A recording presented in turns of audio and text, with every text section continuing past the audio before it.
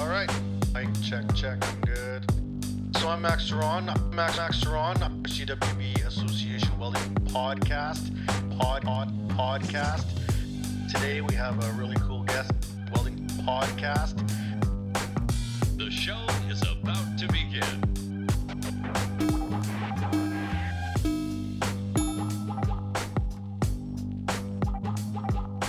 Hello and welcome to another edition of the CWB Association podcast. My name is Max Ceron and I'm with you guys as always here to have another life story from the steel trades or trades industry out to represent all the awesome things that are going on in the world today, especially here in Canada. Today's special guest is Alicia Woods. I hope I said that correctly. And she's here representing Covergalls. And I'm actually looking at the website right now. I've been checking it out for a while. And a lot of people have kind of brought you to my attention, being like, you got to get a hold of her to be on the show. So welcome.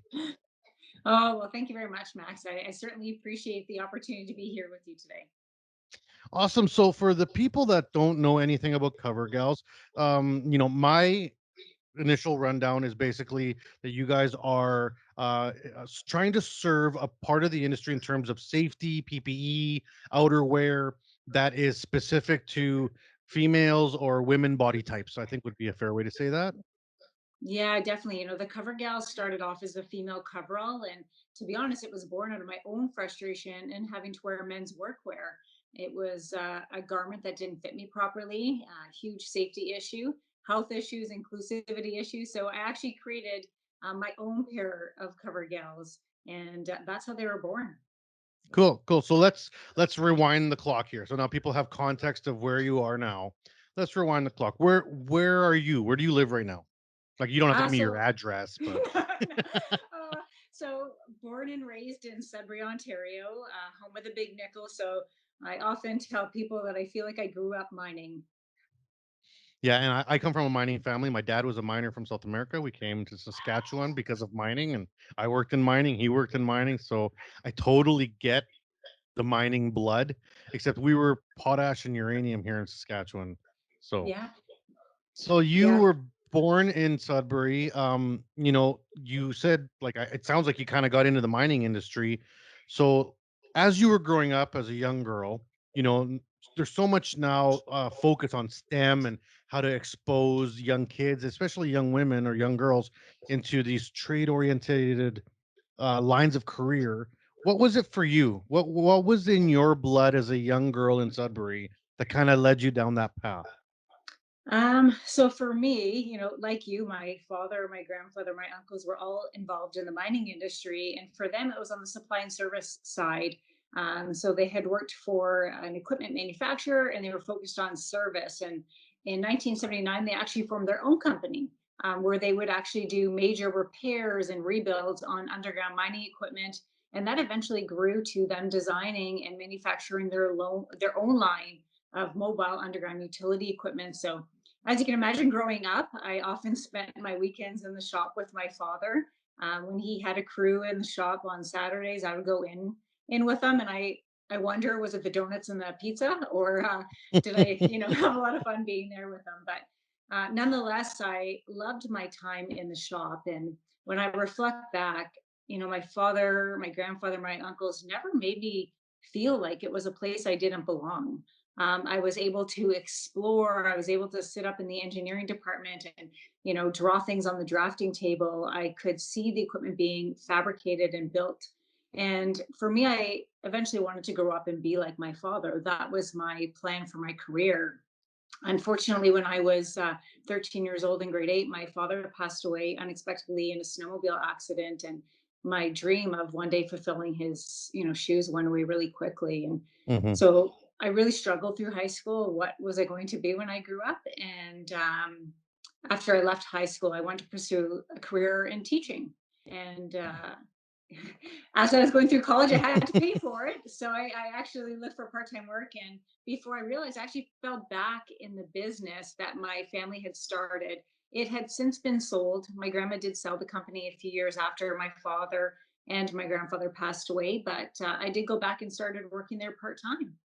And that's really interesting how you bring up that that dichotomy of being raised inside or outside the trades.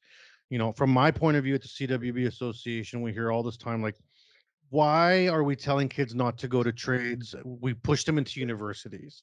And there's kind of two different ways to look at that. One of them is, if your parents were in the trades, they never say don't go in the trades because it's a bad job. We know it's a great job, and we know it's got full benefits and pensions and great money, but we look at it from like a health standpoint because there is a danger, and you want your kids to kind of be cleaner and safer and stuff like that. From the academic side, if there's no trades parents, then it's not even on the table. Like, it doesn't even make the conversation. So you're kind of in that bubble where you grew up knowing it was okay. You kind of tried to pull away, and it looks like you got drawn back in, you know? Oh yeah, I got drawn back in, and I remember going back. I was even just doing administration work, but I immediately felt like I was back at home, and I knew that's where I needed to stay. And so after a few weeks, they did offer me full time hours, and spend some time with the general manager at the time, where I could share with him kind of what were my career aspirations and where I really wanted to go. And he said, "Okay, well, let's make it happen." And so he really kind of mentored me, and they created a position up in the underground mining equipment sales department, so actually selling of the heavy equipment. And I started to focus my time and efforts there, and fell in love. Like, it just, yeah, I was back at home. Well, an underground mining equipment is a really neat industry. Like, I mean, one part of it, there's the maintenance and repair of things that get just destroyed. And on the other side is, building usually attachments or add-ons to existing equipment that was never meant to be down in that type of service, and when you're back at the company now, you said you came back as an administrative role. I'm still not connecting the coveralls, Yeah. so what happened? Let's connect that for you. So yeah, I did. I worked in various roles: administration, shipping, receiving. I really did kind of everything around the office, and that was for about a year. And then I moved up into the capital sales team, and of course, with that came an opportunity to shadow one of the account managers. And he said, "Okay, let's get you some experience here." I spent a ton of time at the library because I wanted to make sure that I really understood all the details of a mining operation. And so I spent a lot of time kind of self teaching, so that when I went to a mine site, people would respect me being there. I'm 21, I'm female, it just, a lot of things against me. So I wanted to prove that I belong there. And so Tapio was the account manager at the time, and he said, "Kate, let's go underground for the first time. Let's get you, geared up, and show you what it's all about." And I went to the local safety supply store, and to my surprise, there was absolutely nothing for females, like nothing for women. And No. so I bought the smallest that I could find. Having to, my coveralls were too big and baggy. So I remember, like, just kind of like pulling the crotch over, up and over my miner's belt, so that I wasn't tripping on the long feet. Hmm. Armpits were loose. Found the smallest pair of work boots. Remember stuffing the end of the toes with a pair of wool socks. But it wasn't until I, got to site that day, and we took the cage underground, and we got off the cage, and I said to the guys around me, "If I have to go to the bathroom today, where do I go?" And they all started to laugh, and they pointed to the end of the drift, so as you can imagine, like a very black tunnel. And they said, "There." And I went, "Oh my goodness, I can't do this." Hmm. And I envisioned myself having to take everything off to go to the bathroom. So I just completely avoided using the bathroom that day. And when I got to surface, I tried Googling something else, something that would fit me better, function better. And there was nothing for women. There was gardening covers, coveralls were the only thing that I could find. They weren't going to certainly suit me in an industrial setting. So for the next 10 years, I just didn't drink anything before I went underground. So for the next decade, I just avoided having to use the washroom because I didn't want to take everything off. And it wasn't until the summer of 2011, and you're going to appreciate this, Max, but I was underground at a potash mine in Saskatchewan, and extremely dry and dusty. And that particular day, a colleague of mine had bought me like a water jug and said, "Okay, you need to fill up with water before we go underground." And I said, "Steve, I don't drink water before we go underground." He said, "You're going to need it here. It's really Hmm. dry and dusty." I said, "Steve, I've been going underground for 10 plus years. I'll be fine." And he insisted, and I said, "Well, if it's going to make you happy, I put a little water bottle in my coveralls, and we went underground that day." But what he failed to share was that we were running under the conveyor belt. So before I knew it, your face is all full of potash, and you're just Hmm. consuming water without realizing it. And got back to the station, ready to go to surface. Had to use the washroom, so I was excited we were going up. And the cage tender said, "Sorry, we're down for maintenance. It's going to be a few more hours." Oh And man. just like that, I was having to use a porta potty with no door and having to disrobe and take everything off, something I had avoided for 10 years. And that's how the CoverGal was born. I came home and said, "I will never wear men's coverall again." And there's a lot of knowledge in that story for people that are listening. So first of all, potash is basically just salt, you know, and you're working in a cloud of salt, and there's water everywhere, you know, and you're drinking 4 to 6 liters because people don't know, as you go, the deeper you go, the hotter it gets, Yeah. right? And it gets hotter and hotter and hotter and hotter, and it's really, I can't even imagine how you made it 10 years without passing out from not having enough liquids. Like, I'd imagine you must have not felt well, often from dehydration. And then, this overwhelming sense that you kind of don't fit in because nothing is made for you.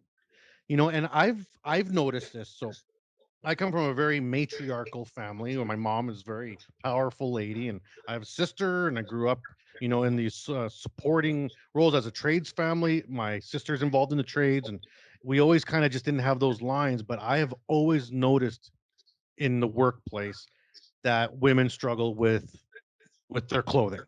Like, and it's all different body types that, for guys, you have big and tall, giant guy, and then little guy. But the body type doesn't change too much. Women have a much wider spectrum of different, fits that are required. And from extremely small to large but there's a million things in between. And if you don't believe me, guys, go to a woman's store and look at the rack and hold up 10 different shirts that all say medium, and all 10 will be completely different. Now go to the boy side and pick up 10 shirts that say medium, and they're all exactly the same. And that's not because of just like that's what they want, it's because of fit. And fit is very important to be comfortable and to do your job properly. And even the size of hands for gloves, like you said, boots. And you know what? Until I went to your Covergal site, even now, almost 30 years in the industry, I've never really thought about the rear access and how smart that is, because I have seen women in the field have to basically disrobe completely to go to the washroom, and it's uncomfortable for everyone involved for a basic need, you know. And I think women, just they're not saying anything, right? Because you don't want to rock the boat. I know for me, I didn't want to be seen like I was complaining or whining. I just wanted to be recognized for the work that I was doing, right? Like, and you touched on two really important things, So besides the safety aspect of a proper fit, there's the health aspect, and you're right.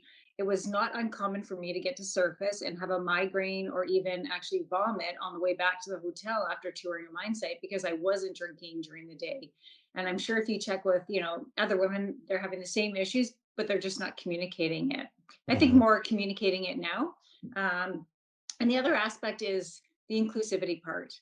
I mean, how included do you feel if you're wearing your father's clothes? Mhm. Do you feel like you belong there? Do you feel like you're, part of the team, or are you an afterthought? And I think, clothes empower people. Absolutely. Clothes give people confidence. Confidence leads to more productive, safer work. So it's not just a piece of workwear that is meant to protect you from a safety aspect, but is also related to health and creating an inclusive work environment for the employees. Well, that mental health, people don't realize the simple path that it takes to get from good mental health into poor mental health. And it's not a long road to get from one end to the other. For example, I remember being a young welder and going to buy new gear for work or a new job or a new site. There's a sense of excitement of walking into the store and being like, I'm going to get some new boots and I know my size and I know my fit and I know the brand, and I'm going to get some new gloves. I need 5 pairs of gloves for this job because I'm going to be gone for 4 weeks. And I'm going to get these coveralls. These are my favorite ones because I don't like the Carhartt style. I like the full coverall, I like the pockets. And so, I'm pumped. I spend 400 or 500 bucks. I walk out of there with my new toys that I'm going to play with. That's all part of me feeling good about walking on site and being prepared to do my job. And if you are already missing out on that, that's the entry point. You haven't even lifted a tool yet. That's the entry point, and this is already a negative experience. Where do you go from there?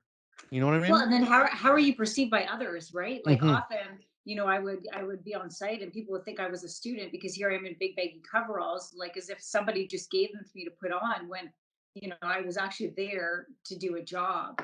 And or often they would say, well, those, we've got a pair here, but they don't fit you. We're going to put you in the white coveralls, which are the visitor coveralls, and you never want to wear the white visitor coveralls because who's going to take you seriously? So I actually would always travel with my own gear because I could never rely on the site to have proper fitting gear for me. And I wanted to feel comfortable, right? And I wanted to keep safe. So yeah, I did everything not to wear those white because that screamed, Hmm. new somebody new.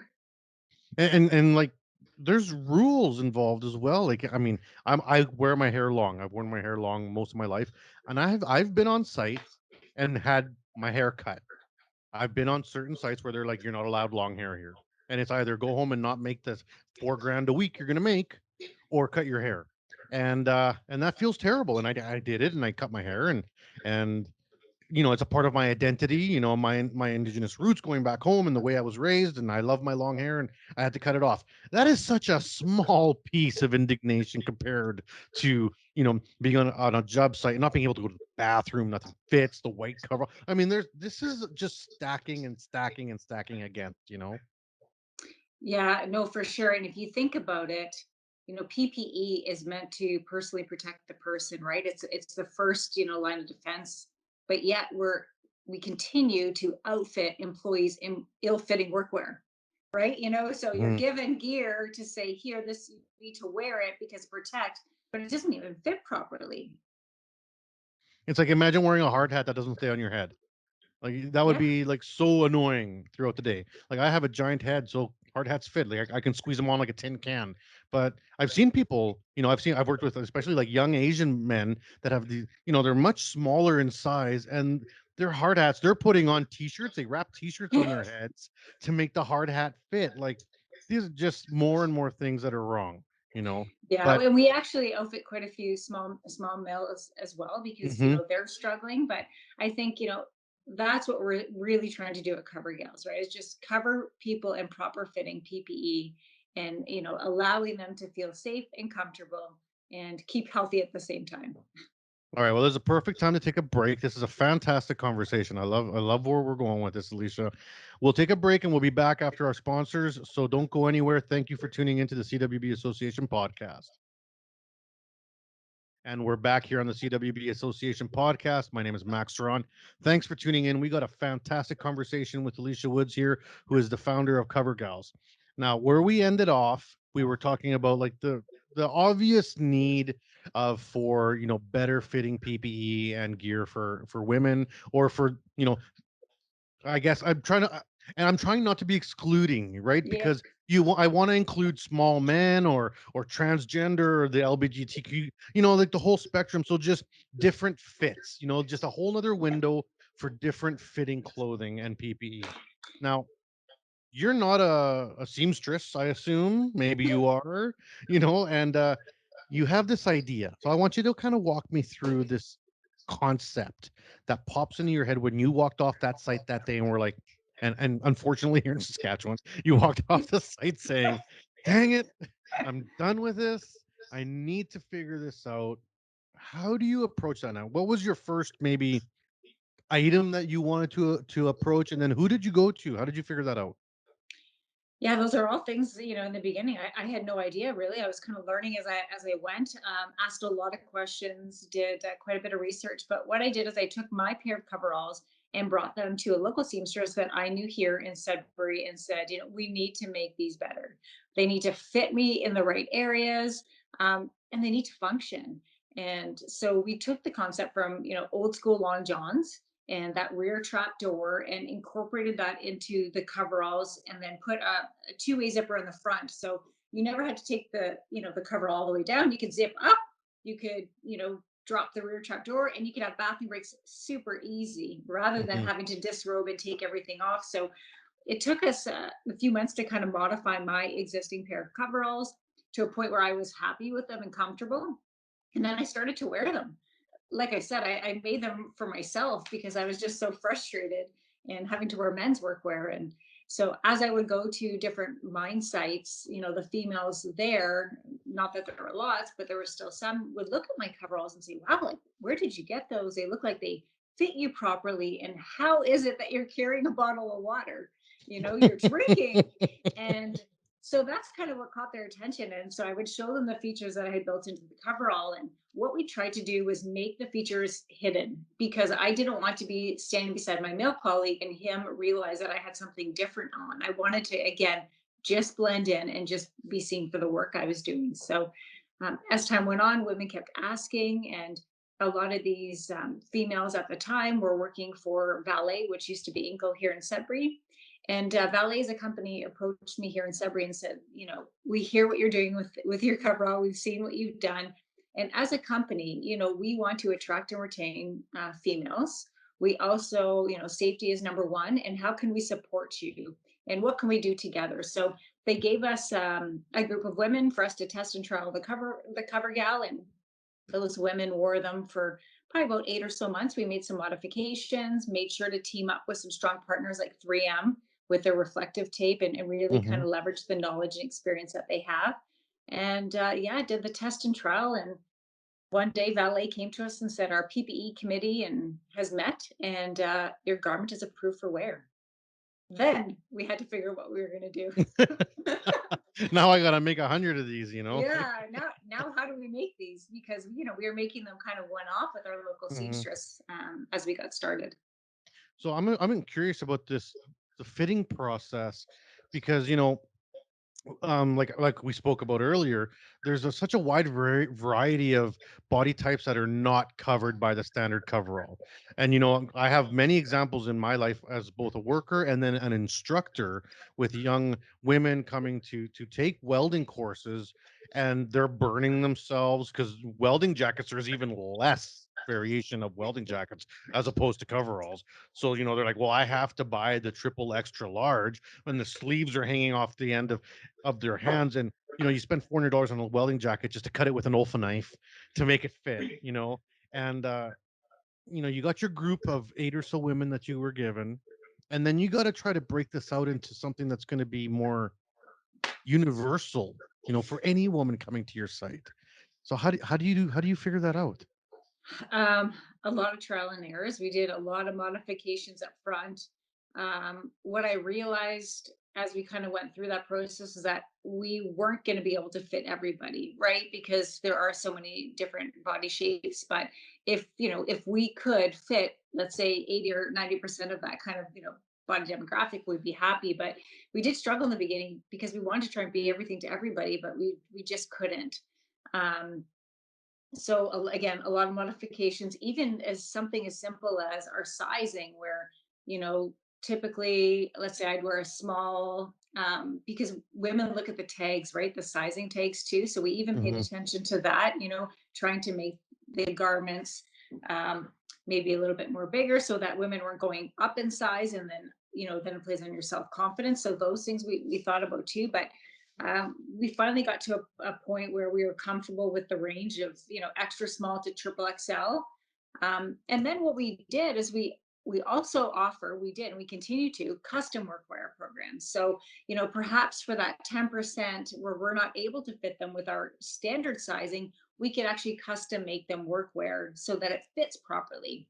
And you mentioned transgender, and we were proud to actually outfit one of the first transgenders working for Valet here in Sudbury. And, you know, Nicole was entering back in the workforce and she wanted Hmm. to feel like she belonged there. So we actually put together a custom worker program so that she could go back with confidence. And that's the game, right? Like you want to grow the trades. We all talk about it. We need, what did I see? You know, 15,000 welders within the next 10 years or something.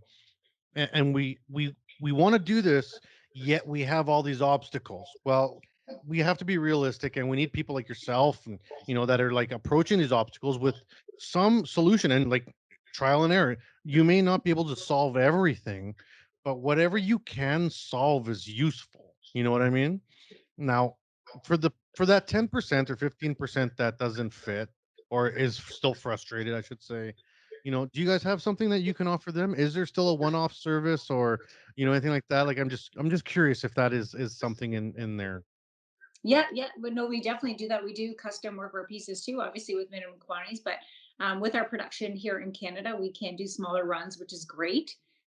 So, and also we'll work with companies who maybe they don't see a specific product in our product offering that they want for their employees. So we'll work together with them to design it. And perfect example is the cargo pant. We started with the Covergall, but obviously, to grow as a company, you can't rely on one SKU. So we started to expand our product line based on feedback. And Valet here in Sudbury said, listen, not all of our employees wear coveralls. Some of them wear shirts and pants, and they're not Hmm. happy with, the men's fit of cargo pants. So what can we do? And again, around a boardroom table, got a group of 10, 12 women, and we designed a cargo pant. Something that they would be proud to wear and feel comfortable to wear. So we went through that design and test trial period process with them. Okay, now it's and it's interesting because you say you're starting to spread out into your products. Well, even in talking to, I believe her name is Emily, the lady I spoke Yep. to in this contact, she was already like telling me about all these cool things that you guys are got developing and are working on. And I'm actively trying to connect the association with you guys right now, on the back end, because like I think this should be standard practice across Canada, honestly, and not to like promote a single company, and that's not my aim, but just anybody who's out there that's trying to make a difference, I want to help support, right? What are the other aspects of the company or of PPE that you have kind of looked at that you are working with or have already developed? Yeah, so in terms of our product line, so we've got the cover gal, we've got bibs, cargo pants, work shirts, whether they're pullover, button up, we've got parkas. We teamed up with Mechanics Wear and did a basic safety glove. You'll be happy to know that we're actually talking to another Canadian company about maybe collaborating on a welding glove, actually, a female welder's Hmm. glove, which we do get asked for. So we're going to continue to grow the product line. And then in the fall of 2019, we launched a division called CG Aligned Consulting because what we found is that, as we were starting to kind of grow as a company, a lot of our time was spent on educating people and companies on why it was so important that women needed specific PPE. We are also doing a lot of, advocacy work in terms of trying to attract and engage young females for them to consider, these industries and roles as career options. So half of our time was being spent in that space. So we Hmm. formalized that part of our business so that we can, work with companies to help them tackle and strategize around initiatives around diversity inclusion and looking at health and safety. So we have really kind of just grown to not just be the product, but also help to educate and support companies in this journey. Now, in terms of your awareness of your company, what are the channels that you guys have for people that are listening, across Canada or even the world that listen to the show, um, to access your product? Or is it through your website specifically? It's a good website, or is there, local retailers? What's kind of the way? Yeah, so we have three ways to market. So we do have our online e-commerce store, which a lot of individuals will purchase from, or if employees have allowances, they'll purchase from the website. We also work through distributors, so we've got agreements and arrangements with some major distributors across Canada, and hoping to leverage into the U.S. So you have Ackland's Granger, Mark's Commercial. We've teamed up with Cintas on the laundering program, and then recently onboarded Canadian Linen. So a number of distribution partners. And then we do work with some major companies, and those companies have kind of, been with us along the way, and we sell product directly to them. That's good. That's And awesome. yeah, and what we always say to to the employees is just ask your employer, inquire, talk to your distribution partners, because most major companies already have contracts in place with supply service companies. And for us, what's most important is getting the proper PPE on those females and making them feel like they belong. So we're always open to collaborating with new distribution partners, just so that the end users can have the proper product. And that's for big companies. Like I've worked apart in some large manufacturing centers. 1,500 workers there on the floor, and that's not including office.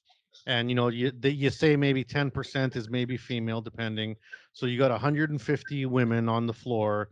That is now a need that needs to be filled. And the company that supplies the coveralls, I'm sure they would be fine selling your product as because they're just getting it from somewhere else anyways. So what's the difference of adding it into the mix, putting the name on the tag, and it goes through the same, laundry, dry cleaning cycle that the companies have in place anyways, right?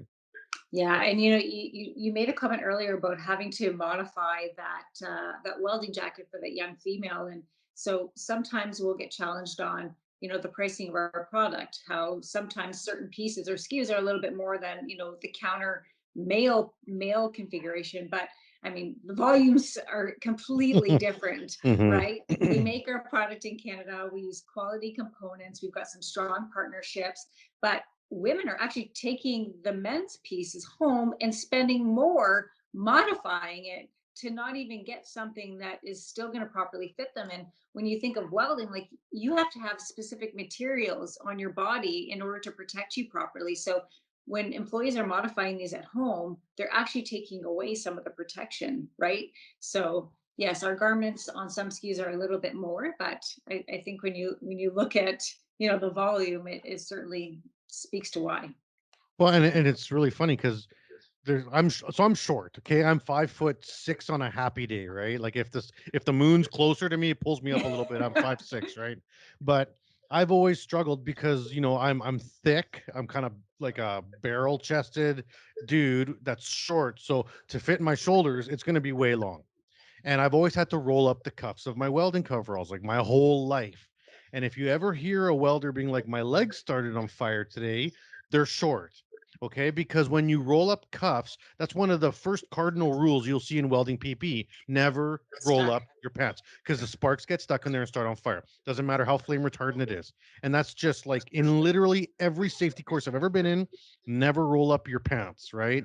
And you have to make sure that the pants to boot fit is proper to not collect debris to start on fire, which goes out the window as soon as you're short, right? As soon as you're under 5'8", that's gone. Like, what am I going to do, right? Like, I got to roll them up, or they're going to bunch up, and that's me being a privileged male, and everything's made for me, and I'm having that problem. You know, you just start like I keep going back to this, and then you just start stacking, other things that can go wrong, right? Yeah.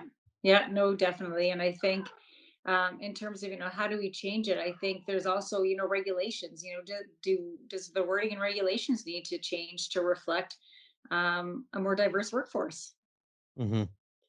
So now, what's the plan with the company now? Like, Alicia, you obviously have the mind to think outside the box, and that's a skill that not everyone has, and you found your outlet, and I think it's awesome. What's kind of the game plan now? Where do you see yourself going, or the company? Well, I think, you talk about that. It's funny. I use that too, like the ability to think outside the box, and I really encourage, those on my team too to do that. And I think having that skill really helped us when the pandemic hit. I'm sure you can imagine a lot of the work that we were doing was actually engaging with companies to re-outfit their female employees, which meant on-site fitting and sizing, which Mhm. all came to a halt. And so we had to quickly think, okay, what are we going to do as a company to continue moving forward? But then also, we're in the PPE space. So, what part are we going to play in the fight against COVID, and where do we sit? And we kind of struggled in the beginning to try and figure out our position in it. We had, we can make connections and have access to medical grade PPE, but we didn't want to become another link in the chain. We wanted to leave that to frontline healthcare workers and allow the government to disperse. But what we saw was in the mining industry, a lot of the major mining companies were donating back their medical grade PPE to frontline healthcare workers, leaving their employees and those in the communities unprotected. Mhm. So, having that skill to think outside the box, we actually started to produce washable fabric face masks. And that actually kept the team quite busy. And from there, it allowed us to start, kind of building back up so that when things started to turn around and we were ready. And so that skill really helped to carry us along. Otherwise, could have had some challenging months, but we're going to continue to think outside the box.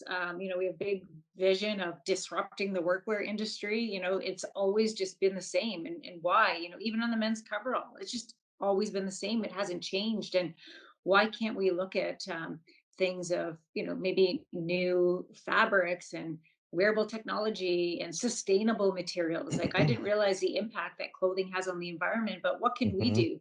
Can we look at recycling programs? So the wheels are always spinning.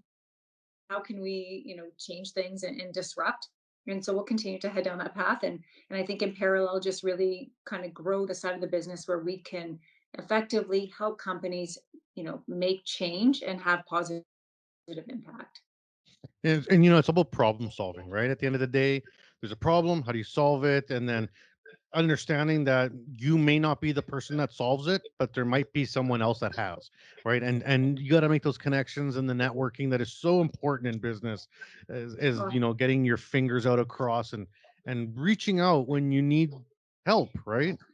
well, and why not collaborate, right? You can get there faster together, right? And why not, take the learnings from somebody else as well? So we're huge on collaborations, and when and if it makes sense, we're definitely open to doing that. So, It's interesting because I'm actually like I just sent an email out this morning trying to get a different company on the show because they're working with different fabric types for the welding industry uh, that are more sustainable and they're Canadian, right? So, I might have to connect the two of you guys yeah, like, 100%. because Yeah. they also are developing a new FR system that is getting CSA approved or in the process so that it's going to be like an actual welding approved garment, which is incredibly hard to find because everyone just says wear leather or wear FR, but FR washes off. So you wear it, you wash it, it's done.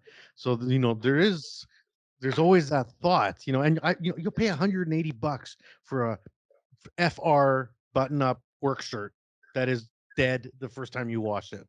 Like it's just like, and people talk about cost. Don't give me that cost thing. In our industries, mining, energy, gas, the cost of the PPE is like less than a 0.00001% of what that company invests. So like, and I think companies are waking up to that because lawsuits cost more than PPE. I'll tell you that. Yeah, no, I think you're right. Companies are now seeing the value, and I know for us too. Like, even when we send actual product and they can physically see that it fits differently, it's cut differently, and then the features, then they appreciate. Okay, yeah, you know what, this is something we need to invest in. But in the beginning, they'd say, oh well, I can get the equivalent on the men's coverall for $10-20 cheaper, and I say, so you're willing to save $10-20 over the safety of your female employee and all these other benefits that it offers. So, we often challenge companies around that because it's the safety of the employee. Well, and like I said, like for me, okay, so you're not willing to get me a coverall that's got shorter legs, because if I broke this garment into two halves, a top and a bottom, I'd be able to buy the short bottom and the big top, right? But because it's a one fit, I have to wear this, and I'm going to wear it for 2 days, and I'm going to start it on fire, and it's garbage. So, what savings was there, Right. when you have to order this 9 times for me this year, Yeah, but it is nice to see that companies are starting to shift and recognize. But it's taken a number of years to get here. Somebody asked the other day, like, when did you launch Covergalls? we incorporated in 2013, but didn't really come to market until the fall of 2014. Actually, through the launch on Dragon's Den, like that's where we launched our product. But that's 2014. That's we're 2021, so it's taken 7 years, quite a bit of time, and it has not been easy. Certainly, lots of challenges along the way, and definitely times where I felt like waving the white flag. But for me, I just really believe that. I mean, I believe in the industry and in the trades and all of the opportunities that they offer, and so we want to engage that next generation, and that's why I'm so passionate. I've just stuck it out hmm because I think everybody has a part to play, and if we can have positive change, that's what it's all about. Awesome. Well, I think we're coming up on the end of the podcast here. I have a time limit that I get in trouble for always flying past. So I just love great conversation. This is a great conversation. So I'm going to ask you what I always ask everyone at the end of the show is, what would Alicia say to, specifically a young girl looking to get into the trades, but perhaps coming out of, high school or looking to maybe change their careers into the trades? What would you give them as a piece of advice going forward from your point of view? I have lots of advice that I've been given that I love to pass along. I don't know if it's specific to that, but I think, for me, it's like never use fear or failure as a reason not to do something. I think people, you need to learn to become comfortable with the uncomfortable. But I think really it comes down to this, and I think for me, I had seen a sign when I was kind of at a bit of a crossroads. Do I pursue Covergalls? Do I, pursue a career in mining?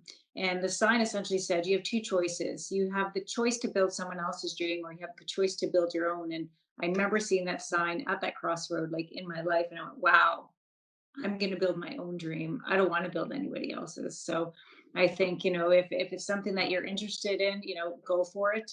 At the end of the day, it's, you're the one that has to live with the decision or the path that you've chosen to go down. Yeah, and even when people think in absolutes, if I do A, then B's dead, and that's not how really life works. Like try A, if it Yeah. doesn't work, B will still be there. Like Well, and I know for myself too, right? Like I had a full-time career. I just only recently joined Covergalls full-time about a year and a half ago. And, it's scary, right? Like you have a comfy full-time career, but then to take that risk and kind of pursue your own path, it's scary. But I can tell you that you'll never see the true potential of anything unless you give 100%. awesome. Well, Alicia, this has been a fantastic interview. I hope you had lots of fun.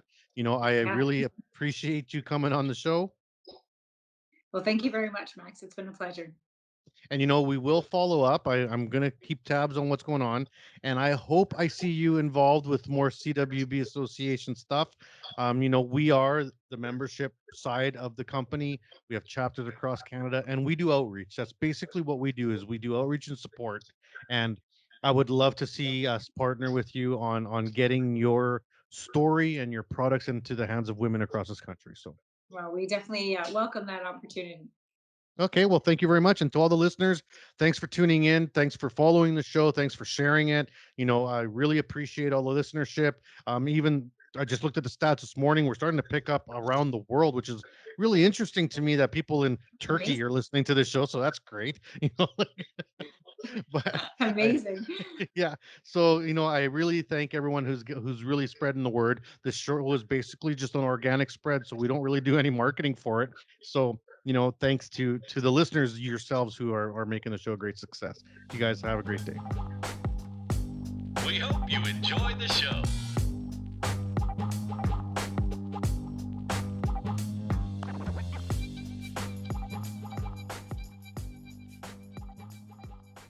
You've been listening to the CWB Association Welding Podcast with Max Ceron. If you enjoyed what you heard today, rate our podcast and visit us at cwbassociation.org to learn more. Feel free to contact us if you have any questions or suggestions on what you'd like to learn about in the future. Produced by the CWB Group and presented by Max Ceron. This podcast serves to educate and connect the welding community. Please subscribe, and thank you for listening.